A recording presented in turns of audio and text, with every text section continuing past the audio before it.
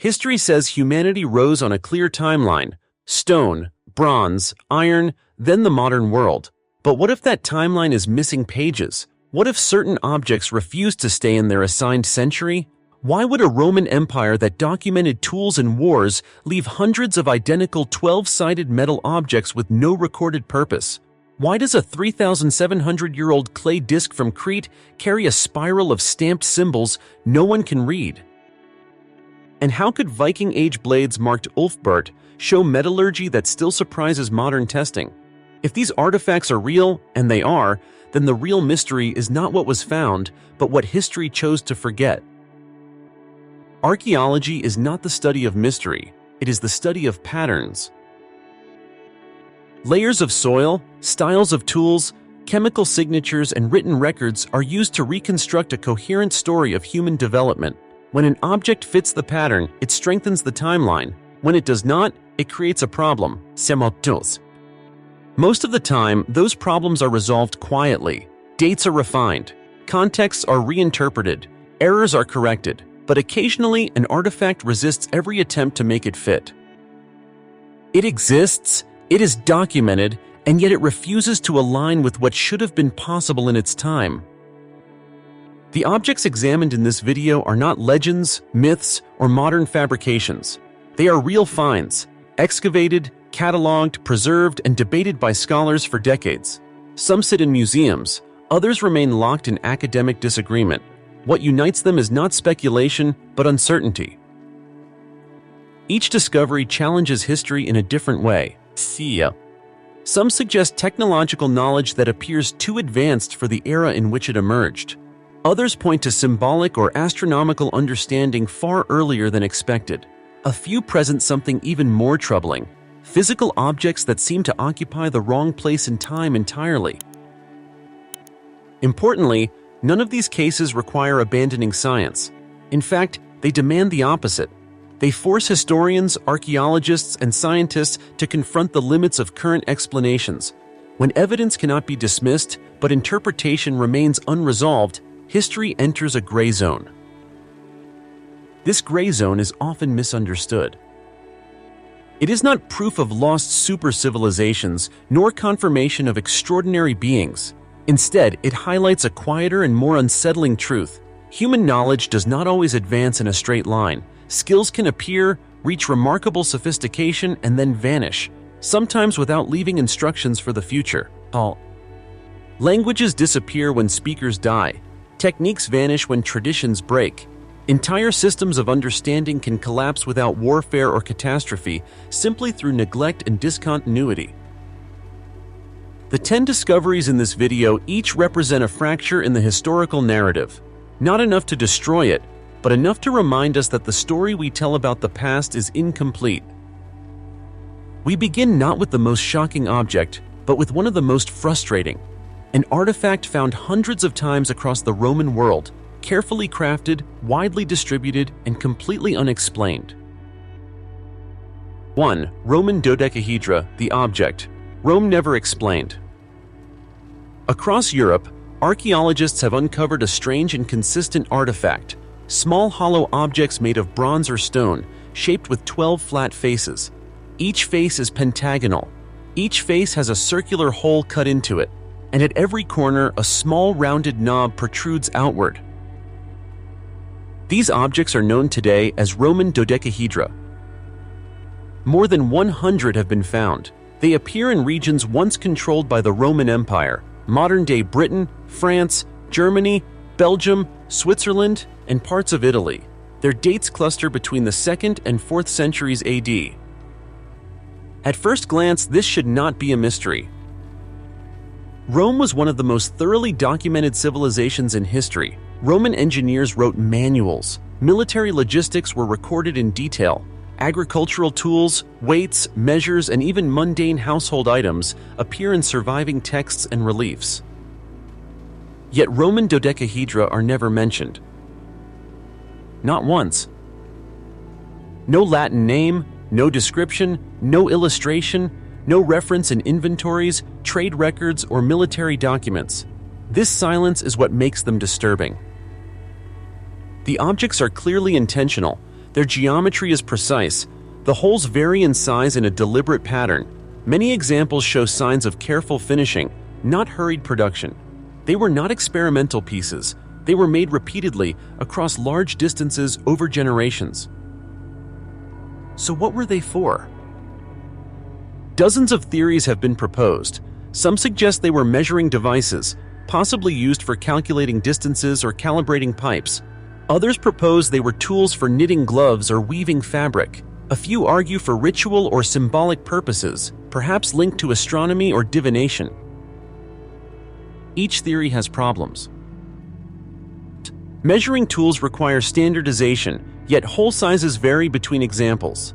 Textile explanations struggle to explain why the objects were cast in bronze. Ritual interpretations fail to explain their wide distribution in practical Roman settlements rather than exclusively sacred sites. What remains is an uncomfortable fact. Roman dodecahedra were common enough to mass-produce, important enough to preserve, and yet unimportant or unrecognized enough to vanish from recorded knowledge. This suggests something subtle but powerful. Not all knowledge disappears through catastrophe. Sometimes it vanishes because it is embedded in practice rather than text. When a specialized use becomes obsolete, the object survives but its meaning does not. Roman dodecahedra remind us that even in a civilization obsessed with order and documentation, entire categories of everyday knowledge can slip through history's fingers. And if something so widespread could lose its explanation, it raises a more troubling question. How much of the ancient world do we still possess, without understanding what we are holding? 2. The Saqqara bird. Toy, symbol, or technical idea? In the vast burial grounds of Saqqara, Egypt, a site associated with ritual, ceremony, and deep symbolic meaning, archaeologists uncovered a small wooden object that initially drew little attention. It appeared simple, unremarkable, easy to dismiss. The artifact is now known as the Saqqara bird. Carved from wood, it resembles a bird in flight, but closer inspection reveals something unusual. The wings are straight and horizontal, not curved like those of real birds. The body is streamlined. Most strikingly, the tail rises vertically, forming a shape more similar to a stabilizer than to feathers. At first, scholars classified it as a toy or a ceremonial object. That explanation seems sufficient. Ancient cultures often created animal figurines, especially birds, which carried symbolic meaning related to the soul, the sky, or the afterlife. However, the Saqqara bird does not conform to typical Egyptian artistic conventions. Egyptian art was highly stylized, but also consistent. Birds were depicted with recognizable anatomical features. This object is different. Its proportions do not match any known species. That difference triggered a deeper debate. Some researchers noticed that when the model is reproduced and tested in airflow, it demonstrates basic stability. It does not flap. It does not glide like a bird, but it behaves in a way that suggests an awareness of balance and lift. This does not mean ancient Egyptians built flying machines. There is no evidence of that, but it does raise a narrower, more careful question. Did they experiment with abstract mechanical forms rather than purely symbolic ones? The answer remains unresolved. There are no texts describing such experiments, no workshops, no sequence of prototypes. The Saqqara bird exists in isolation, which makes interpretation difficult and speculation dangerous. Yet isolation does not mean irrelevance. History shows that ideas often appear long before their application. A culture can conceptualize balance, symmetry, and motion without pursuing full-scale engineering. The bird may represent a thought experiment, an object exploring form rather than function. And that is what makes it important. The Saqqara bird sits at the boundary between art and engineering, between representation and abstraction. It challenges the assumption that ancient objects must be either symbolic or practical. Sometimes they can be both, or something in between. If this was only a toy, it was an unusually technical one. If it was symbolic, it symbolized something we no longer fully recognize. Either way, The Sakara bird reminds us that ancient minds were not limited to imitation. They were capable of imagining forms that did not yet belong to the natural world and preserving those ideas in wood long before the language existed to explain them. 3. The Viking sunstone navigation without a compass. For centuries, historians struggled with a simple question. How did the Vikings cross open oceans with such consistency and precision long before the magnetic compass became common in Europe? The North Atlantic is not forgiving. Clouds obscure the sky. Fog erases the horizon. Storms can hide the sun for days. And yet Viking ships traveled between Scandinavia, Iceland, Greenland, and even North America with remarkable reliability. One possible answer lies in a small, unassuming object known today as the Viking sunstone Shalta. A sunstone is not a single artifact, but a category of transparent crystals, most commonly calcite, that interact with polarized light. When rotated under overcast conditions, these crystals can reveal the position of the sun, even when it is completely hidden from view. Modern experiments have demonstrated this effect under controlled conditions. When used correctly, a sunstone allows a navigator to determine solar direction with surprising accuracy, even in heavy cloud cover or twilight. This discovery reframes Viking navigation entirely. Instead of relying solely on stars or coastline landmarks, Viking sailors may have used optical principles centuries before those principles were formally described. This would explain how they maintained direction during long sea crossings where visual references were unreliable. What makes the sunstone particularly mysterious is the absence of written instructions. There are no surviving Viking manuals explaining how to use such crystals. No diagrams, no standardized procedures. The knowledge appears to have been transmitted orally, master to apprentice, navigator to navigator. And when that chain broke, the technique vanished. Fragments of suitable crystals have been found in Viking contexts, but never alongside clear explanations. This leaves historians in an unusual position. The method works, the materials existed, and the voyages happened, but the knowledge itself has evaporated. This is not an isolated phenomenon. History is filled with technologies that were highly effective yet poorly documented. When they fell out of use, their principles were forgotten, sometimes for centuries. The sunstone represents a form of applied science that never entered textbooks because it never needed to. It was practical knowledge, not theoretical knowledge.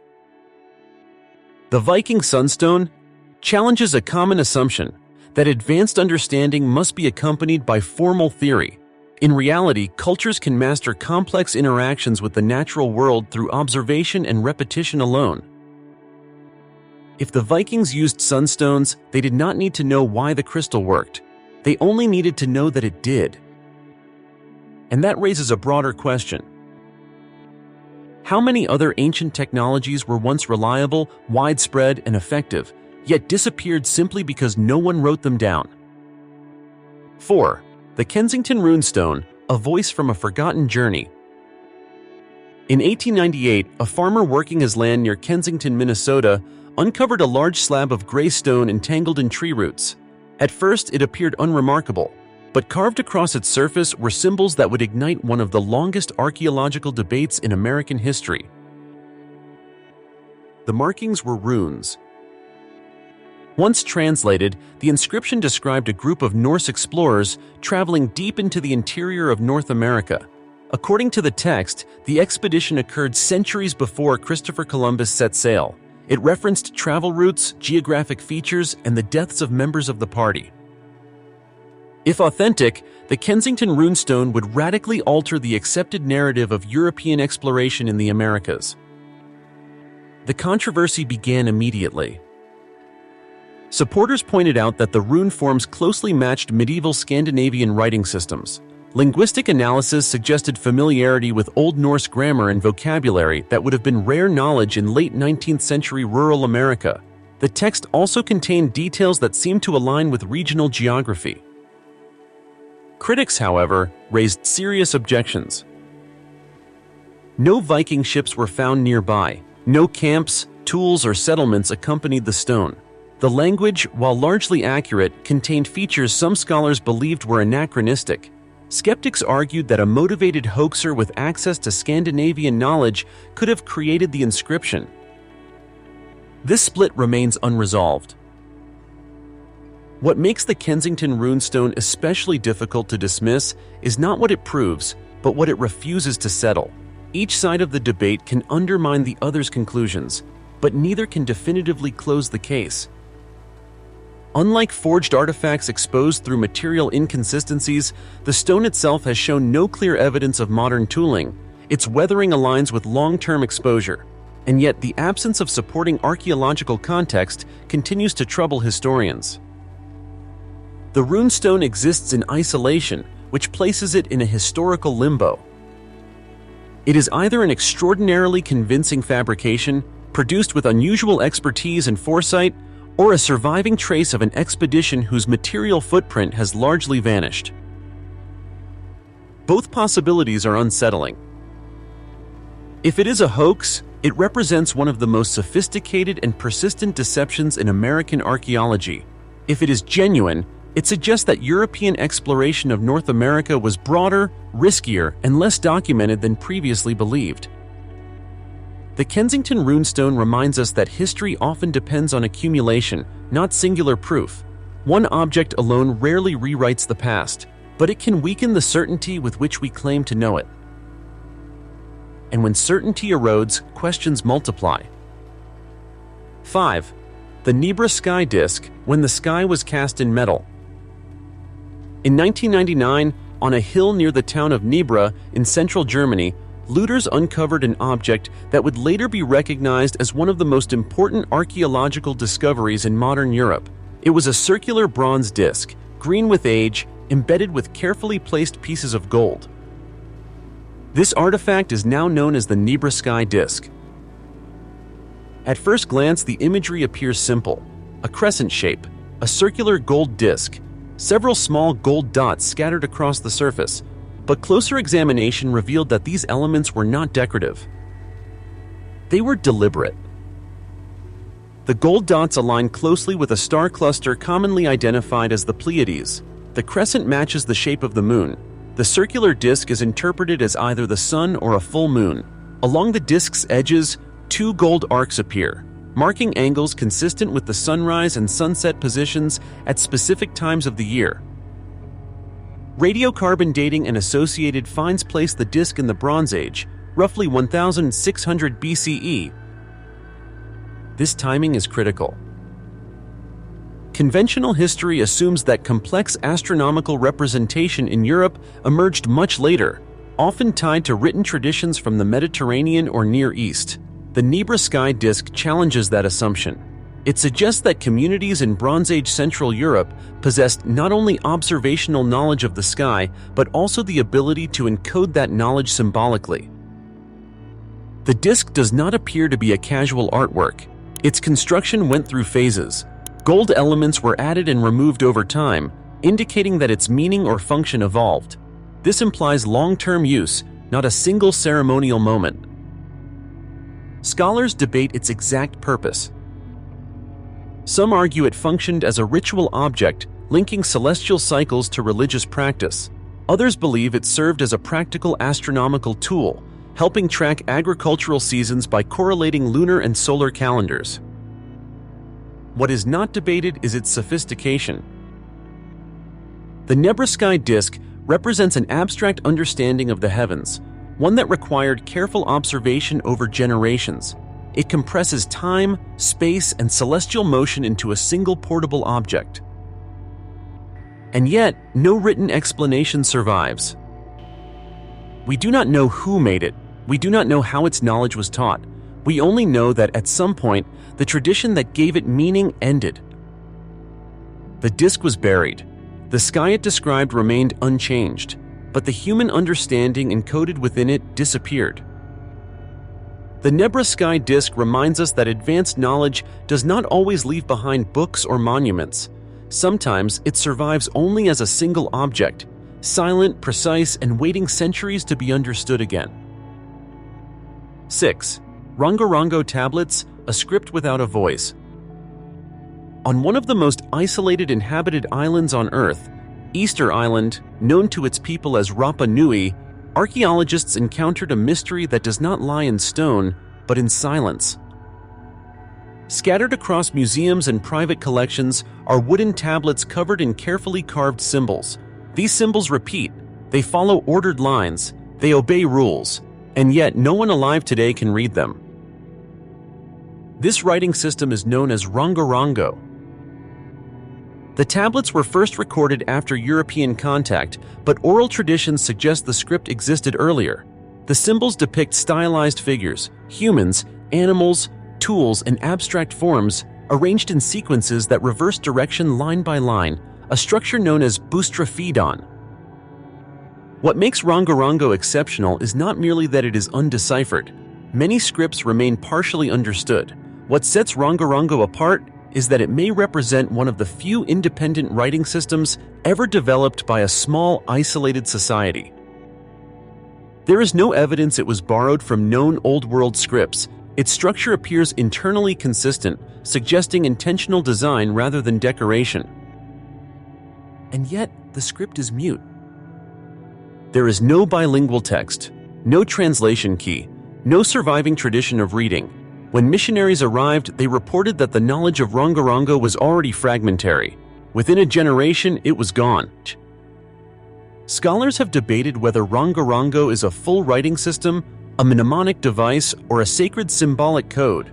Statistical analyses show non-random patterns. Repeated sequences imply grammar or structure, but without context, interpretation stalls. This is the core tragedy of rongorongo. The objects survived, the wood endured, but the human chain of transmission broke. Unlike technologies that can be reverse-engineered, language depends on continuity. When speakers disappear, meaning collapses. A tablet becomes an artifact rather than a message.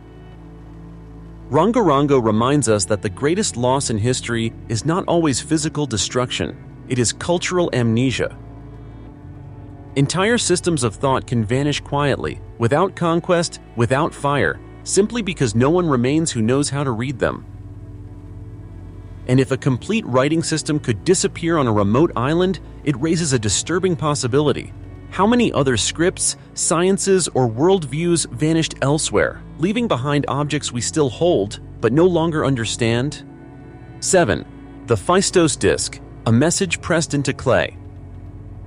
In 1908, during excavations at the Minoan Palace complex of Phaistos on the island of Crete, archaeologists uncovered a small circular clay disc. At first, it appeared unremarkable, but once cleaned, it revealed something entirely unexpected. Both sides of the disc were covered in symbols, 241 of them, arranged in a precise spiral that winds inward toward the center. Each symbol is distinct. Human figures, animals, tools, and abstract shapes repeat in structured sequences. This artifact is known as the Phaistos disc. What makes it extraordinary is not only that the symbols remain undeciphered, it is how they were created. The images were not carved by hand. They were impressed into the clay using pre-made stamps, pressed repeatedly before the disc was fired. This technique resembles a form of movable type, an idea that, according to conventional history, should not appear for another 3,000 years. The disc is dated to approximately 1700 BCE, placing it firmly in the Bronze Age. Yet no other object from the same culture uses this method. No additional stamped texts have been found. No workshop, no related fragments. This isolation creates a fundamental problem. If the Phaistos disc represents writing, then it belongs to a system that appears once and disappears completely. If it is not writing, then it is a symbolic system with internal repetition too structured to be random. Chao. Scholars have proposed many interpretations. Some suggest it is a prayer or ritual chant, others argue it is a calendar, a hymn, or a record of a ceremonial event. Every proposed translation, however, contradicts another. The symbols do not clearly match known Minoan scripts. They do not align with Egyptian hieroglyphs or Near Eastern writing systems, and without a comparative text, the disc resists decipherment. What is perhaps most unsettling is what the disc implies about lost processes. Stamp making requires planning. It requires a set of tools designed to produce identical symbols. This suggests not an experiment but an established method, one that did not survive. The Phaistos disc may represent a technological idea that never spread, or a cultural practice that ended abruptly. Either way, it challenges the assumption that innovation always moves forward. Sometimes new ideas emerge briefly and then vanish, leaving behind a single object as evidence they ever existed at all. The disc does not tell us what it says, but it tells us something equally important. Human creativity has produced solutions, systems, and symbols that history did not preserve. And once that chain of preservation breaks, even the most deliberate message becomes unreadable. 8. The Ulfbert sword, steel that should not exist. Among the weapons of the early Middle Ages, one name stands apart: Ulfbert. Between the 9th and 11th centuries, a small number of swords appeared across northern and central Europe bearing the same inscription on their blades, Plahoelf Bjergti Plus. At first they were considered legendary, perhaps ceremonial, but when modern metallurgists examined surviving examples, the results were unexpected. The steel was remarkably pure. Unlike typical medieval blades, which contain slag and inconsistencies from primitive smelting, Ulfbert swords show an unusually high carbon content and near-uniform structure. Their material properties rival those of modern industrial steel. The blades are flexible, strong, and resistant to fracture. This presents a problem. To produce steel of this quality, iron must be heated to temperatures approaching 3,000 degrees Fahrenheit, far beyond what standard medieval furnaces were believed capable of achieving. According to conventional metallurgy timelines, this level of control should not appear for another 700 to 800 years. And yet the swords exist. Some scholars propose that the steel was imported from the East, possibly from regions with advanced crucible steel traditions. Trade routes did connect Europe to distant markets, but this explanation raises further questions. If the technique was known, why did it disappear? Why were only a limited number of such blades produced? Others suggest the name Ulfbert functioned as a kind of brand, copied by later smiths, attempting and failing to replicate the original process. Indeed, inferior imitations exist with visibly lower quality steel. This distinction matters. It implies that the original smiths possessed a precise and rare knowledge that was not widely shared. Once access to materials or expertise ended, the method collapsed. The Ulfbert sword does not suggest a forgotten super technology. Instead, it illustrates something more fragile, a peak of craftsmanship without continuity. When the conditions that support advanced production disappear, trade, skill transmission, or resources, knowledge does not degrade gradually. It vanishes.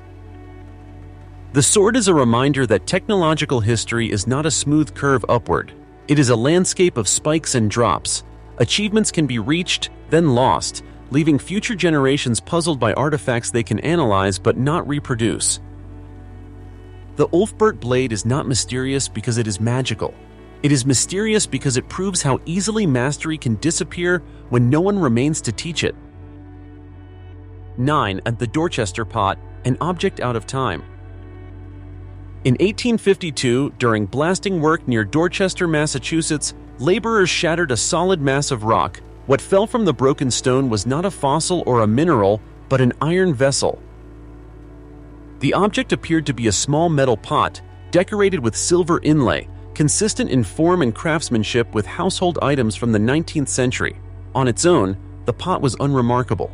What made it extraordinary was its location.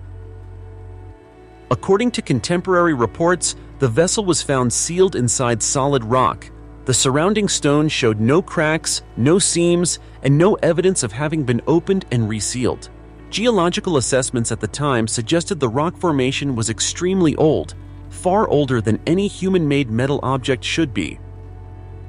This immediately created a contradiction.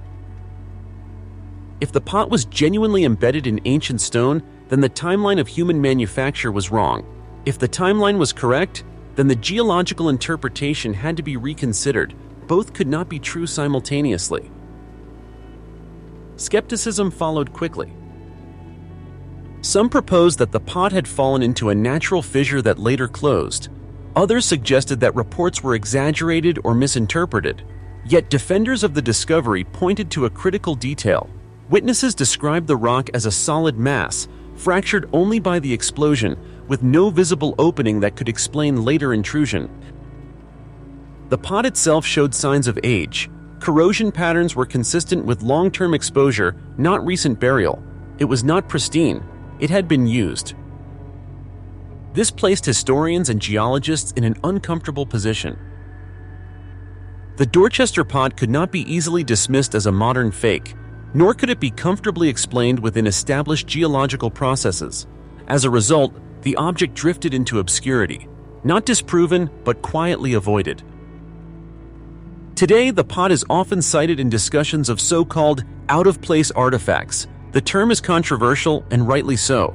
Extraordinary claims demand extraordinary evidence, but the Dorchester case persists precisely because it resists clean resolution. It occupies a gray zone between documentation and dismissal.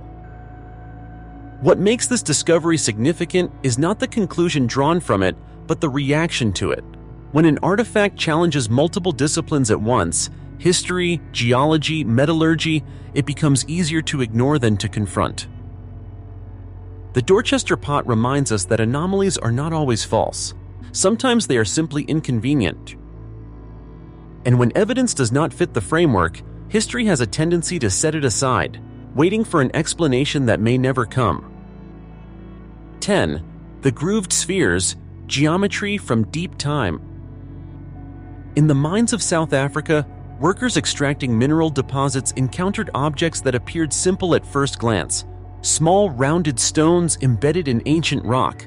But when examined closely, these objects revealed features that defied easy explanation. They were nearly perfect spheres. Even more unusual, many of them carried one or more grooves running precisely around their circumference. The grooves were evenly spaced, consistent in depth, and remarkably symmetrical. The spheres varied in size, from marble-sized to roughly the diameter of a golf ball, but their form remained consistent. False. These objects are known as the grooved spheres. What makes them extraordinary is not their shape alone, but their geological context.